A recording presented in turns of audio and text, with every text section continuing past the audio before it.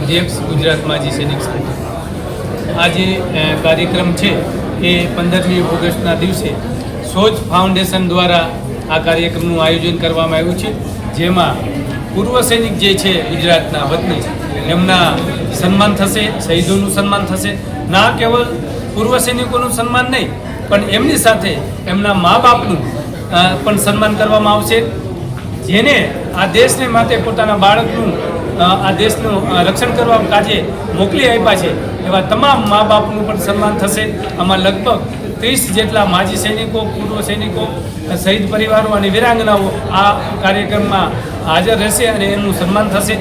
કેવલ એ પૂર્વ સૈનિક છે એ સન્માન આ જે ફાઉન્ડેશન છે એમના કોઈ મેમ્બરો નહીં કરે, પરંતુ એ જે મોહલ્લામાં રહે છે, જે બિલ્ડિંગમાં રહે છે, એમના ચેરમેન થ્રુ આ જે પૂર્વ સૈનિકો જે મોહલ્લામાંથી આવશે એમનું સન્માન થશે, એમના મા બાપનું સન્માન થશે, જેથી કરી આવનાર પેઢીઓને પણ પ્રેરણા મળે, આવા પૂર્વ સૈનિકોનું સન્માન થાય એવું આ આખું આયોજન છે.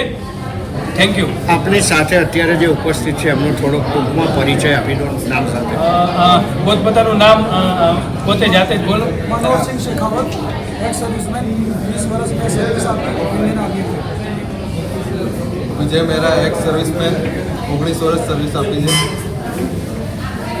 श्री मंगल सिंह राजपूत, 17 साल आर्मी में सर्विस की है.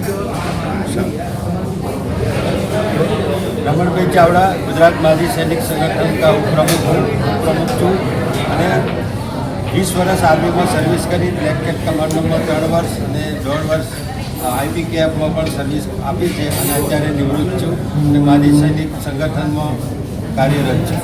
જય હિન્દ. મારું નામ નકુલ વછેટા છે. આ ઇવેન્ટ આખી મેનેજમેન્ટ મેં કરી છે. ગુજરાત ડિજિટલ સ્ટુડિયો ને ઘણી ઇવેન્ટો હું કરતો. આ જ્યારે પ્રોગ્રામ છે એમાં કેટલા સૈનિકોની ગણતરી છે આવવા માટે?